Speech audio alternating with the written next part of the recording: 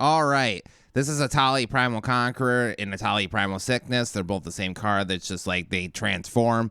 You've seen this card before. It has Trample. When he enters the battlefield, each player exiles cards from the top of their library until you hit a non-land. You can cast any number of those non-lands without paying their mana costs, and then you can transform them for 10 mana. Activate only as a sorcery. He becomes Trample, Indestructible, Primal Sickness. Whenever Primal Sickness deals combat damage to a player, they get that many poison counters. Goldhound, First Strike Menace, acts as a treasure token. This card is excellent. Definitely play it in a lot of lists where you want like stuff out early. Lightning Bolt, deals 3 damage to any target. Excellent. Regavon, whenever he deals combat damage to a player, create a treasure token. Then you swipe the top card of your deck, or their deck, and you may play it until the end of turn. Delighted Halfling, add 1 colorless. Add 1 mana in any color, spend it to only cast legendaries, and then they can't be countered. Excellent. Elvish Mystic adds a green. Gilded Goose adds a mana of any color as long as you sacrifice a food token with it. It can create food tokens. Llanowar Elves, add 1 green. Moria Marauder. I felt like playing this. Double Strike, when a goblin or orc you control deals combat damage to a player, exile the top card of your library. You may play that this turn. This guy's already a draw 2 by himself. But if you really play it around him, he could actually be quite good. Obliterating Bolt deals 4 damage to target creature or planeswalker. If that creature or planeswalker would perish, you'd exile it instead. Back to Nature, pop all enchantments. Bite down. Target creature you control deals damage equal to its power to target creature or planeswalker you don't control. Cosmic Hunger is the same thing as Bite Down, except that it includes battles. Elysion Caryatid adds 1 mana of any color. If you have a power 4 or greater, adds 2 instead. Lotus Cobra, I rarely play this card, but when landfall, whenever land enters the battlefield, you can pick a mana and float a mana of any color. Master's Rebuke, target creature you control deals damage equal to its power. It's Bite Down. Paradise Druid, taps for any color, has hexproof as long as it's untapped. Ram Through deals damage equal to creatures if they have Trample. All that excess damage gets dealt to the controller of that creature instead.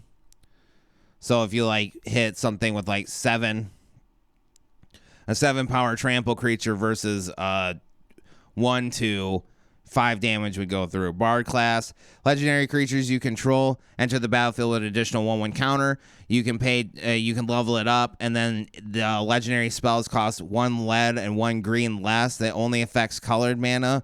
And whenever you cast a legendary spell, exile the top 2 cards of your library. You may play them this turn. When you level it up to level 3, this card's all right. It's kind of a bit of value. Domri's Ambush, put a 1/1 counter on target creature you control. That creature deals damage equal to its power to target creature or planeswalker you don't control. Card use, like that effect used to be kind of rare because it's rare on Domri's Ambush, but now we get it all over the place and at instant speed. So Domri's Ambush is really not that special anymore.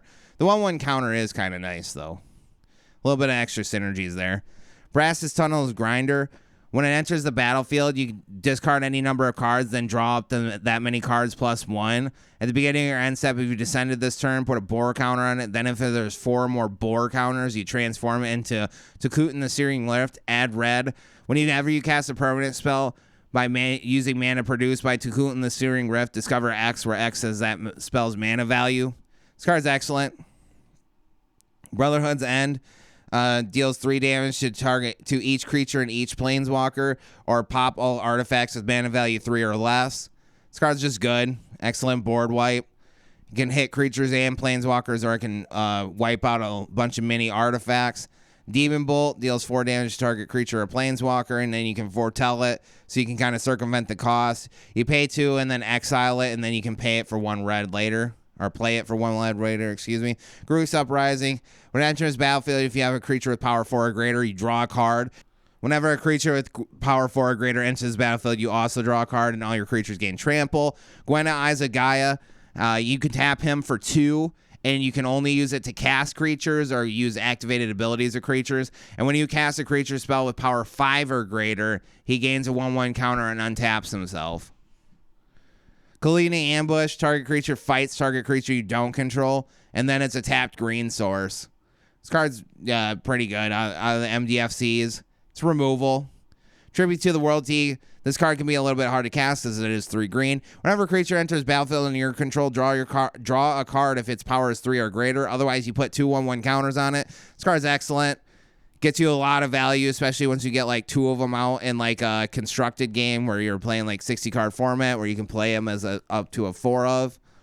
That's when it starts to be really excellent. This card is just a boatload of value, but it is hard to cast because it is 3 green. And it's not super great unless you get it out early.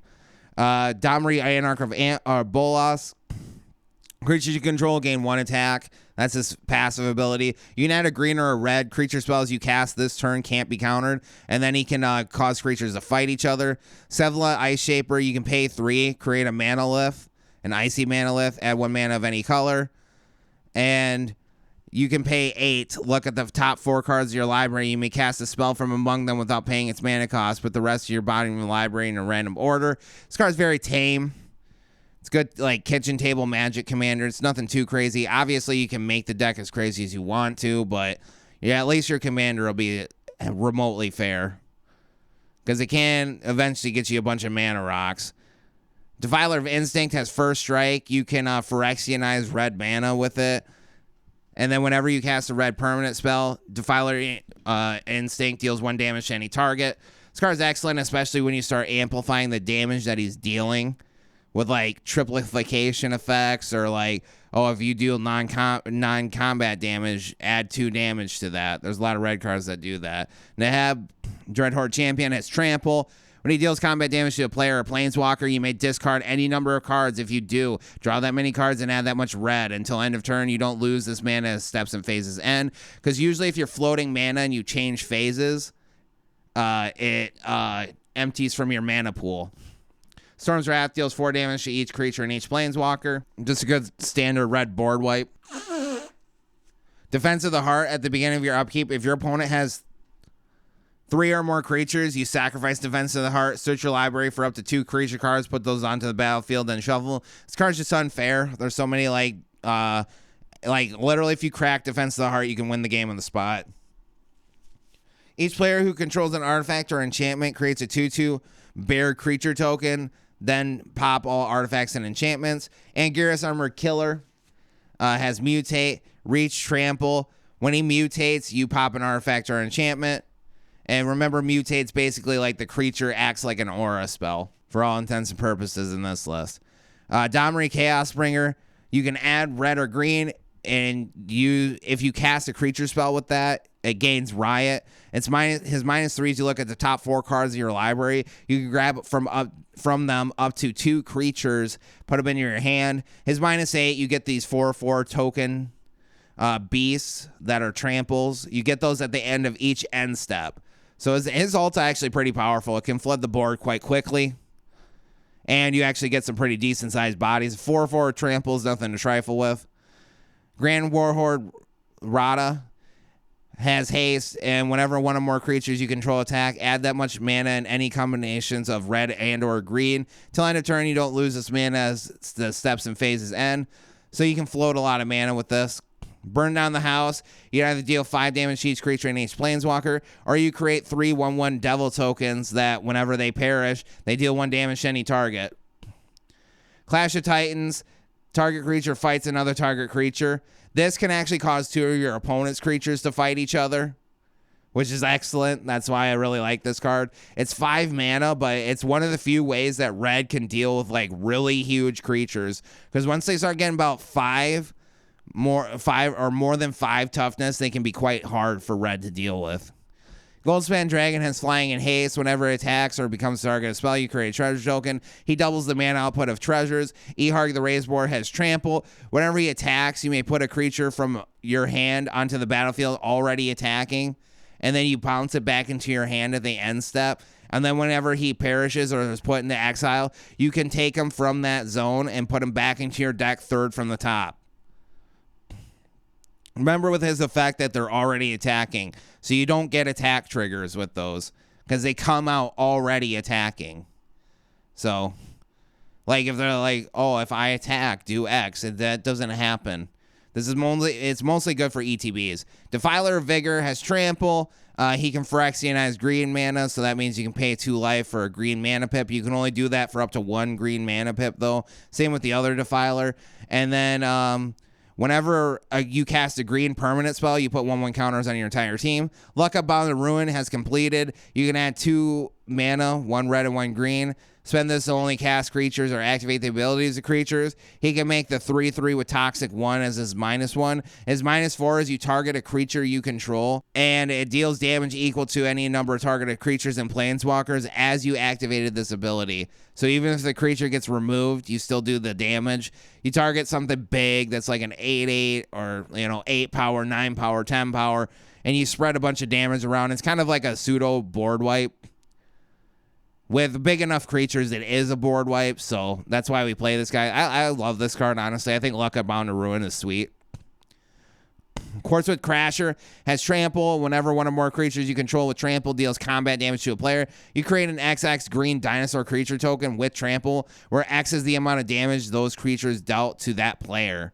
So you can make like a really big dumb token with this. Big dumb 12/12, 13/13, especially if you're playing like a dedicated Trample deck. I adore this card. This card's sweet. He's just a big bashy boy that poops you out more big bashy boys, and you just have fun with it. So he's an excellent card. I'll probably play him in Historic sometime as a 4/of. Haphazard Bombardment. When it enters battlefield, choose 4 non-enchantment permanents on your opponent's side of the board. They get aim counters on them. And at the end of the turn, you randomly take out one of the permanents with an aim counter on it until there's only 1 aim counter left on their side of the board. Morag Fury of Akum. Each creature that you attack that turn, or each creature gets 1 attack for each time it attacked. And then landfall, you play a land. His landfall ability is you play a land and you get another combat. So, like, you play a land, untap all your creatures, and you get an additional combat. Make sure to play your lands on main phase 2 with this guy, because you got to swing first. If you get the additional combat before you attack, you lose it. Sunbird's Invocation, wherever you cast a spell from your hand, reveal X cards from your library, where X is that spell's mana value, and you can play one of those cards that is a non-land. You can cast a card, so you can't play lands, but you can cast a non-land card from among those with X or less, where X is that spell's mana value. So if you play a 6-drop, you go 6 deep, you can pay anything that's 6 or less mana. Gruff Triplets has Trample. When he enters battlefield, you make 3 or 2 extra Gruff Triplets that are tokens of him. So 2 3/3s that are copies of it. And then when they die, you put a number of 1/1 counters equal to the power of each creature you control named Gruff Triplets. So basically you get 3 3/3s when you first play them. One of them perishes. Then you got 2 6/6s. One of them perishes. Then you got 1 12/12. So the guy's just boatloads of value. Kogla Titan Ape, when he enters battlefield, he can fight a target creature an opponent controls or you don't control. Whenever Kogla attacks, you can pop up to 1 artifact or enchantment. And then you can return target human back to your hand, and Koga gains indestructible until end of turn. So he kind of like rescues the human because he's King Kong. Vorinclex, Monstrous Raider, has Trample and Haste. Whenever you would put counters on things, you put double counters on things. Whenever you put half, or whenever your opponent puts counters on things, they put half as many. Star of Extinction, pop target land. Star of Extinction deals 20 damage to each creature in each planeswalker. Very awesome red board wipe. It's like one of the few red spells that can deal with something that's really big. Godzilla Doom Inevitable. This is Yadaro Wandering Monster. Has Trample and Haste, cycling. And if you cycle him 4 times, you can cast him for free. He's just there because he's a Trample 8/8. So that's why he's there. Titan of Industry has Reach Trample. When he enters battlefield, choose 1. Pop target artifact or enchantment. Target player gains 5 life. You can create a 4/4 green elephant or rhino creature token, and he can put shield counters on things. Tyrann of Rex is a haste trample 8/8 with ward 4 and toxic 4. Zophiel Hunger Dominus has reach. At the beginning of each combat, creatures you control double their toughness and power until end of turn, and you can sacrifice 2 other creatures and pay the mana cost, and he gets an indestructible counter. Copperhost Crusher. Yeah, sacrifice 2 other creatures. You can put an indestructible counter onto him. So, and Copperhost Crusher is just a trample hexproof 8/8. It's actually got hexproof So he's kind of like, he's like a poor man's Carnage Tyrant. Because he is only an uncommon. You can't see it here, but this guy's an uncommon. He's pretty cool. I feel like he's a really good kitchen table curve topper. Because he's still pretty good. I mean, an 8/8 for 8's all right. And then he's got trample and hexproof. Hexproof means he can't be targeted at all. Like, think of ward, except hexproof is better. Because hexproof, like, doesn't allow it to happen in the first place. There's no getting around it. Ward is the weakened version of hexproof. Craterhoof Behemoth has haste. When he enters the battlefield, you count all your creatures, and each creature gets XX. Whereas the amount of creatures you counted. And they gain trample too. Enraged Forerunners has vigilance, trample, and haste, and he gives each creature you have 2 attack and 2 defense and vigilance and trample until end of turn. Vorinclex Voice of Hunger has trample. Whenever you tap lands for mana, you get twice as much mana. Whenever your opponents tap lands for mana, they tap down for an additional turn. Great Henge costs X less cast, where the X is the greatest power among creatures you control. You can gain 2 life and tap it for 2 green. And then whenever a non-token creature you control enters the battlefield, you put a 1/1 counter on it and draw a card. By force, it just pops target X artifacts, where X is whatever you put into it. Shatterskull Smashing is a tapped red source, or it can deal damage to 2 creatures. It'll deal damage, and it deals double damage if you pay 6 or more. All right, the next card is Morrowind's Kindred. It's an X spell where you conjure a card named Morrowind the Murderer and X cards named Llanowar Elves onto the battlefield. So X is how many you conjured. This is my new transition in Final Cut. I got the trial for it for now. I'm going to try and eventually buy it in life. But here we go. All right. This match is up against the Mercier 1987. They're playing Shulane Teller of Tales. It's a green, blue, and white deck, which means it's Bant. This one was a win. You saw it in the transition. So, like I said, this deck is, again, this is a really powerful deck. It's Etali Primal Conqueror. Like, this card's just dumb. This deck is very generic, very cookie cutter. You've seen this deck before. Go ahead and plop down Anarch of Bolas. Go ahead and just generate a mana just to generate it. And to get him a loyalty counter. That's mainly why we did that. Luckily, he hits the battlefield, so we don't have to really worry about too much about counter spells anymore. Usually, these decks don't really play counter spells, though.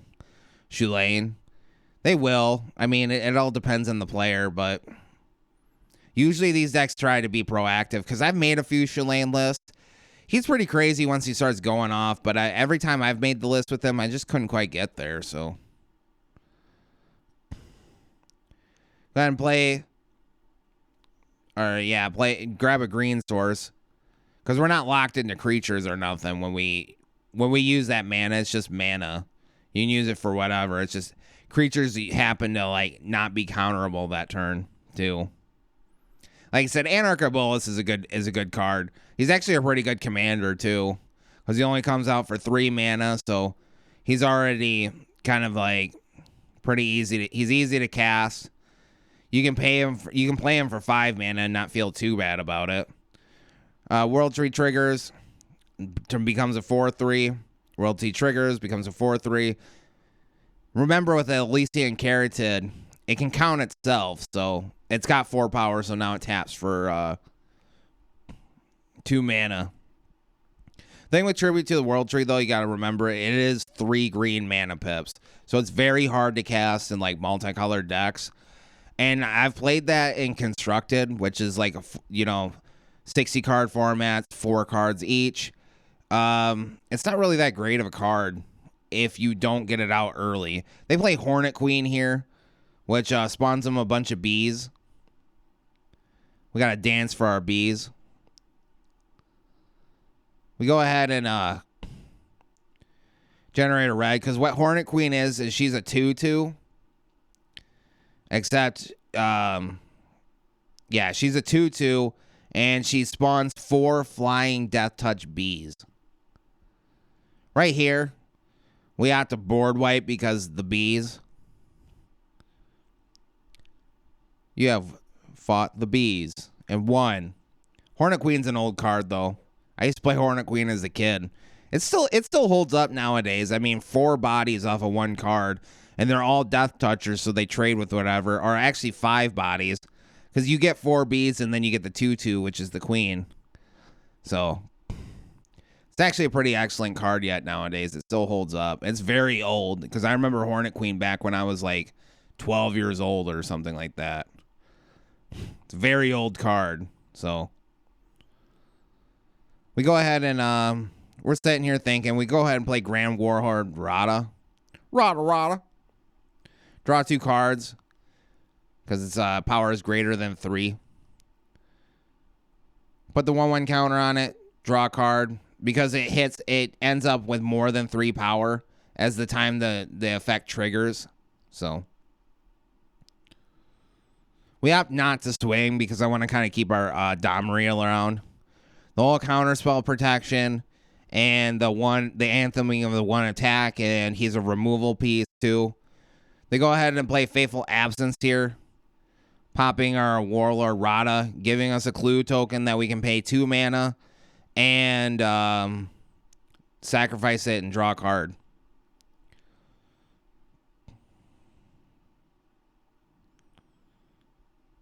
They go ahead and play Blade Spricer here. It's a 1/1. Makes a 3/3 golem, and it gives like golems first strike.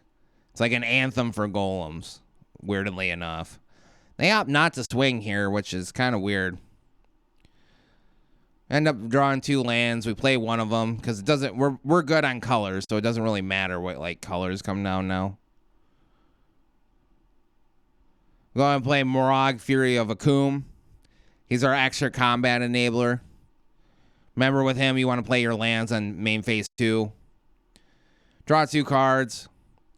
Like I said, because Gruul, that's the thing with Gruuls. You got like, I mean, you're playing green, which green is the best color in the game, and red is like, it's actually the worst color. But when a red card is like crazy, it's pretty freaking crazy. And the thing about Gruul is you have like all these enchantments and stuff that like accrue you just boatloads of value between green and red. Like red, we got like Sunburn's Invocation. There's a few other things. There's like another red card that's basically like Sunburn's Invocation. There's a lot of them in red that's for spells, like instants and sorceries is what I'm talking about. Because a spell and magic is anything that goes on the stack that isn't a land. Because lands don't go on the stack. They just get played from the hand. So technically, if you see the word spell and magic, it's technically any card type that's currently on the stack. They both Shendu Who Endures are Great Henge. We go ahead and Bosenju Who Endures their Wormcoil Engine.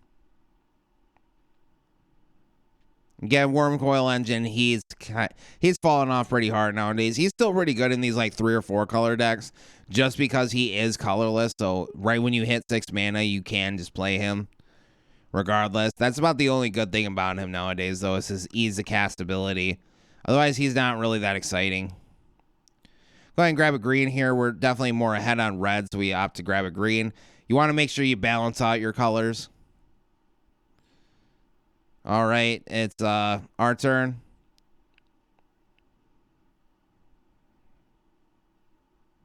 We go ahead and play Sunbirds. We're thinking about playing Sunbirds. Yeah, we play Sunbirds here. Go ahead and add the green or red. I have to add a red. We Domri's Ambush. Give him the 1/1 counter. Lightning Bolt. Luckily, we hit Lightning Bolt there because we can cast it. Anyways, we get rid of the Death Touch Worm because that's what we're worried about. Morag swings.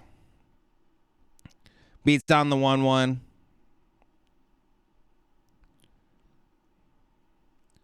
Then swing again. They gain an additional attack because they attack again. Chunk them for 15. Say go. That's the thing with Gruul, too, is you get, like, it's usually, like, big, bashy, combat damage-based magic, which Gruul's an expert at because you get a lot of, like, very aggressively, like, oriented cards for combat. Especially if you like see a green and red card. It's usually like mana manipulation, some sort of like you get a lot of reanimator out of Gruul too. Actually, they get like really interesting forms of reanimation where they can like recast cards again. That's like it's like a historical effect, if is what I want to call it. Or you get like just like really aggressive combat oriented stuff that just like. We go ahead and play Haphazard Bombardment here. Go ahead and cast Goldhound. That's the only thing we found. Haphazard Bombardment. We put the aim counters on. We use this for land destruction because it can target lands. You can target creatures and stuff too. You just can't target enchantments. But other than that, usually if you see Haphazard Bombardment from me, I'm playing it for land destruction. All right, those two fight each other. We win. Because our guys are big now. They're big kids now. Bard class, find nothing because it's 2 lands. Remember, Sunbird's Invocation can't cast or can't play lands. So you have to be able to play lands. You can't cast lands. You gotta play them. And then it spins the wheel, pops the land, says go. Because the way Haphazard Bombardment works is you put the aim counters on and you pop permanents from it until you hit the last aim counter. Whatever like survives the bombardment, if you will, as the art kind of implies. Finale of Devastation. They cast this for 6. Yeah, it's 6. So they dig out Kogla here. Try and start clearing up some of these artifacts and enchantments, hopefully. They bash our dog. They fight our dog. The dog loses because it's smaller than Kogla. Play E, well, we're thinking, and they just quit. So, good game, opponent. Well played.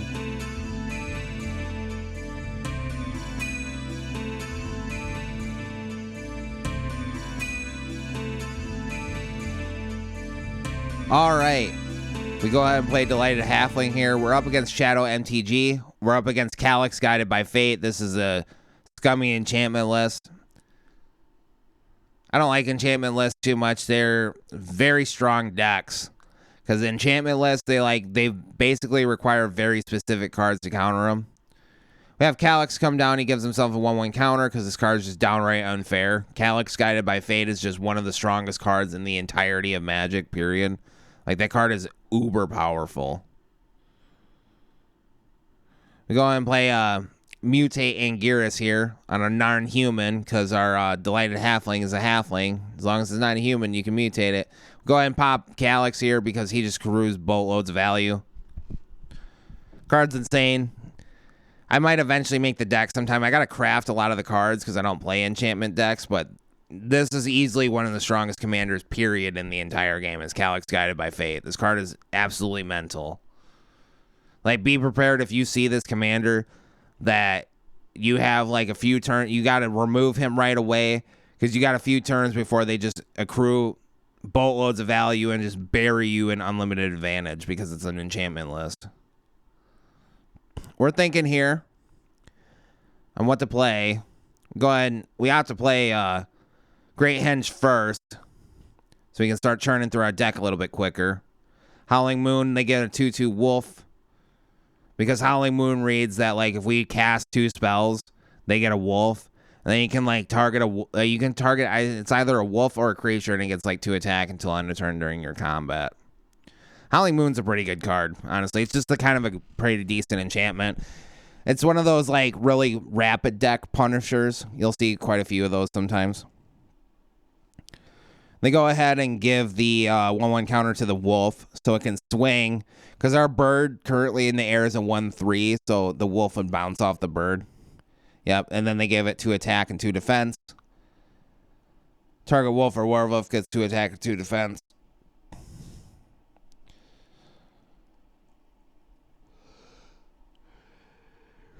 We go ahead and play Vorinclex Monstrous Raider here. That shuts off Calyx's ability to put 1/1 counters on things, which is a big deal, and we swing in for damage. Anguirus is a 4/4, Vorinclex is an 8/8, and our bird's a 1/3. So we hit them for 21 damage. The legal age. Or no. 13 damage. Excuse me.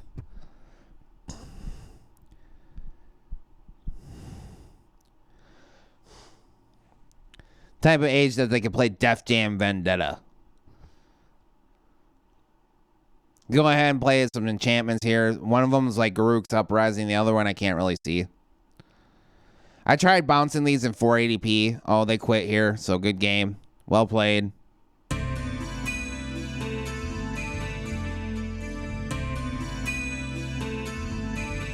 All right. This is also a win. Make pizza. Remember to make pizza. Match length 7 minutes 44 seconds. And here we go. This is up against Atraxis Praetor's Voice. This card's boring. This deck's boring. Flying Vigilance, Death Touch, Lifelink at the beginning of your end set Proliferate. Usually is either 1/1 counters or it's Super Friends. I will eventually play this card because I actually still haven't played this card yet either, Atraxis Praetor's Voice, but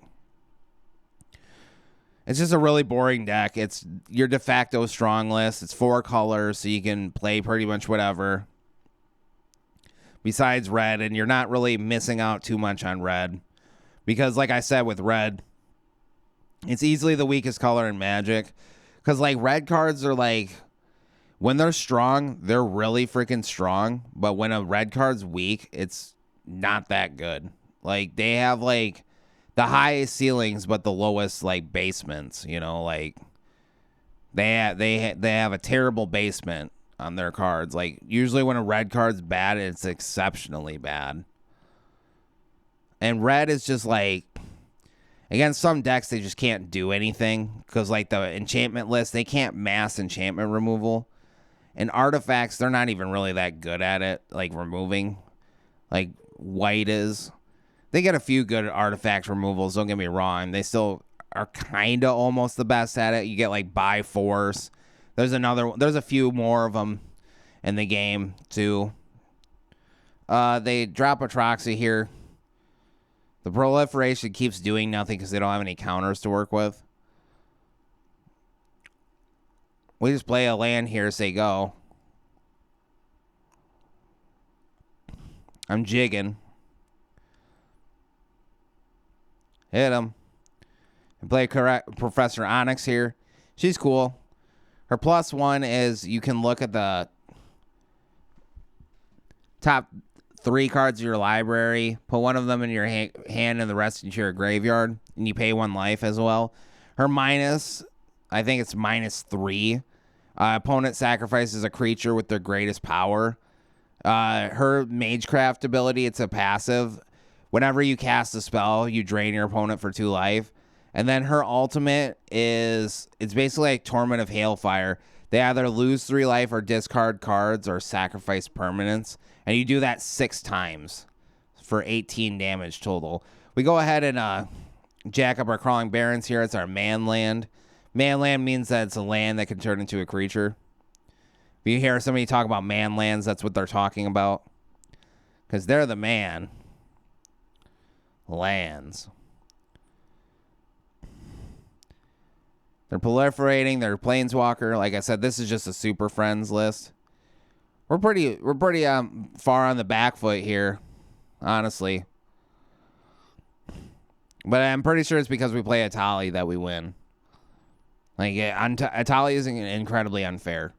You can be like completely in the back foot, play Etali, and just like catapult so far ahead, you just win the game on the spot. It's very realistically able to happen with that card. Which in this, against these types of decks, I don't really care because it's Atraxa. Atraxa is incredibly powerful. But it's not fun when you're playing up against like a 3 or a 4, where they're playing some really reasonable Magic, and you're sitting there just trying to jam this Etali or all these other uber powerful cards. Because even Atraxa too, even at face value, she's a 4/4 with 4 keywords. Like that's insanely good. Like yeah, she's like 4 colors to cast. But with a lot of mana fixing and stuff like that, it's not really that hard. That's part of what makes her so good, is like your commander is like incredibly efficient. A 4/4 with 4 keywords that are all good: Death Touch, Lifelink, Flying, Vigilance. Like yeah, that's insane, honestly. That's part of what makes her so freaking good. They play Jace the Perfected Mind here. They mill a few cards from us. He's a mill guy. That's basically what he does, is he mills. His +1 is minus a creature's attack by 3 until their next turn, and I don't think they can use their activated abilities. He might not have that part of it. His -2 is like you mill 3 cards, and then if they have 8 or more cards, you can draw 2 cards. It's 8 or more cards in their graveyard. You like draw 2 or draw a card. And then his -X is target player mills 3 times X. So if you spent 5 on it, he would mill 15. Got Crawling Barrens. Time to put some counters on it, making it a man.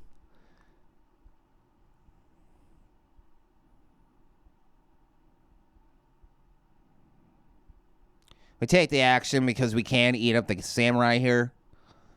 Samurai stands no chance against our man. Amen. Amen. They keep timing out. So the Atraxa player has to do basic math. I'm being a little bit rude. I just don't like Atraxa. I think it's just a lame deck. But I'm playing a lame deck too. Etali's probably even worse, honestly. I hate this deck, honestly. I really do. This deck is insanely good, but I hate it. So that's why it's called lame deck. We're waiting for our opponent to either be like disconnecting, contemplating life choices, or wondering why their overpowered deck isn't won already. Mommy, why didn't I not win the game? I think they play Heroic Intervention here. Something. Mommy, Mana Tithe. Oh, they counter it with Mana Tithe. Mana Tithe reads counter target spell unless it's controller pays 1. I think it's a pretty bad card. But sometimes it's good though. It's just like, I don't think it's that great. About to come back here though. We like play Etali. He doesn't get countered.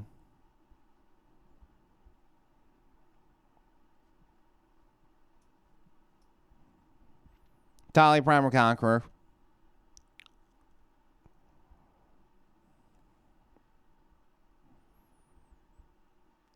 They go ahead and pop our Etali with Mythos of Aluna.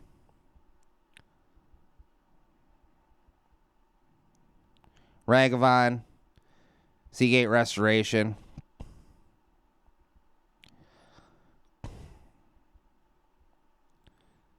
Oh no, we lose this one, so forgive me.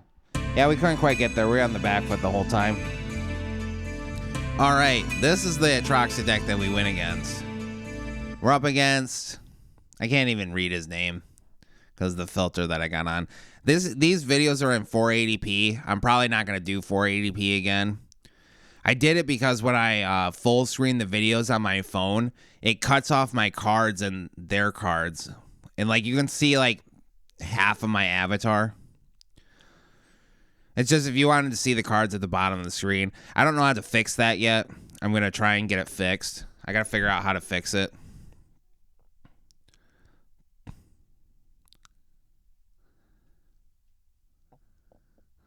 So, they play Goldberry, like something's daughter, River Daughter. She's a nymph. She's from Lord of the Rings. She can move counters around, which is actually a pretty cool ability. The only other card that I know can do that's a Merfolk. You can transfer counters between things and like draw cards with it by removing counters. Play Defense of the Heart, which if they play an additional creature, this cracks. So,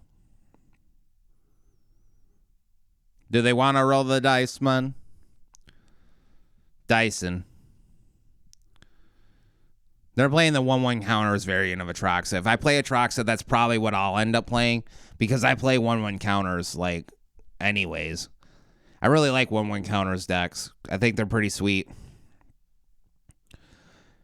They opt to equip their dude With Defense of the Heart threatening that, like, look, dude, if you put down another creature, we're going to have problems. But yeah, you don't really need to read the opponent's name because they don't matter. They're just the opponent. Okay. Go ahead and play Goldhound here. Remember, he's a treasure dog. Treasure.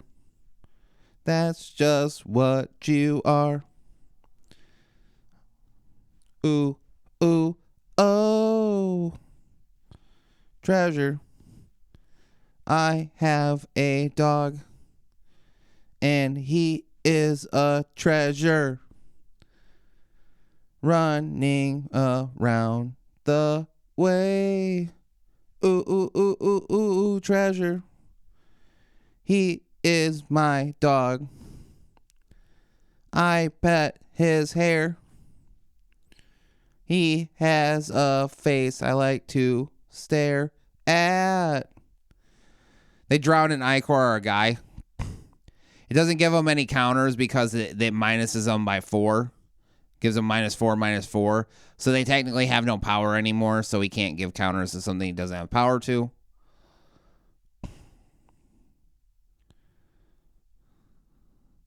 Drown an Ichor is actually a pretty sweet card. It's it's a sorcery, but that's it. Those types of black removals are actually really interesting, and they typically end up being pretty good in a lot of their own ways because they stop a lot of little interactions with cards, such as that with Gruff Triplets. Got a shiny cone of paint on our video.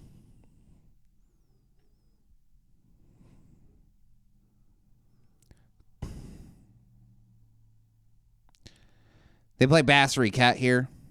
They're avoiding playing creatures, which is smart because they're underneath Defense of the Heart.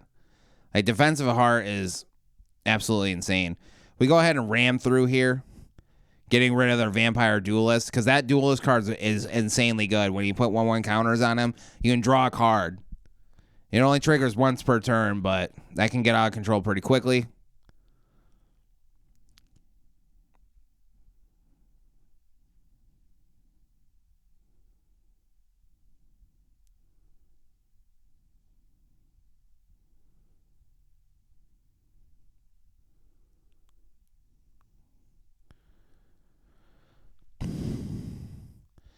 And then we got Etali Primal Conqueror coming downtown.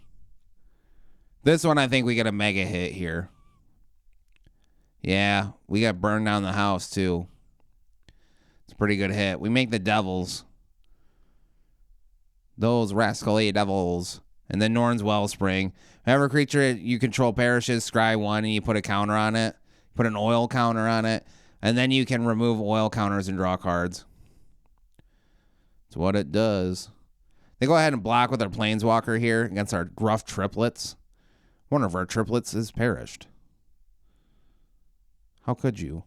We scry away the land. Well, we keep the land because we got a 8-drop in hand. And we got End-Raze Forerunners.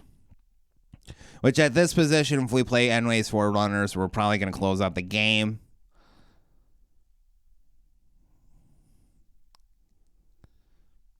But yeah, so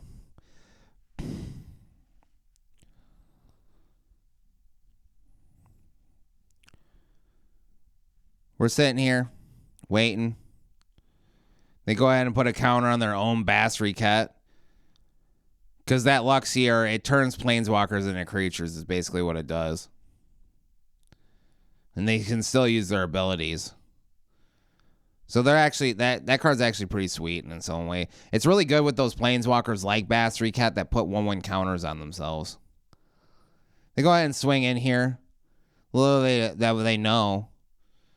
do they know that we already have lethal in hand anyways, because we're going to play a land and we're going to play End-Raze Forerunners.